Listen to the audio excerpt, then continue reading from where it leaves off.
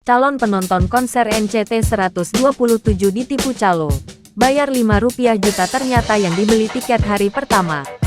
Dua calon penonton konser kedua NCT 127 asal Surabaya tertipu calo tiket di AIS BSD, Tangerang, Sabtu, tanggal 5 November tahun 2022. Keduanya yakni Nikita dan Eka, datang dari Surabaya. Jumat tanggal 4 November tahun 2022 kemarin. Keduanya tiba di Tangerang dini hari tadi. Harapan tersebut muncul pasca dua calo menawari tiket masuk konser. Awalnya Rp7 juta, namun akhirnya turun jadi Rp5 juta per tiket. Ujar Eka saat ditemui Tribun Tangerang.com, Sabtu, tanggal 5 November tahun 2022.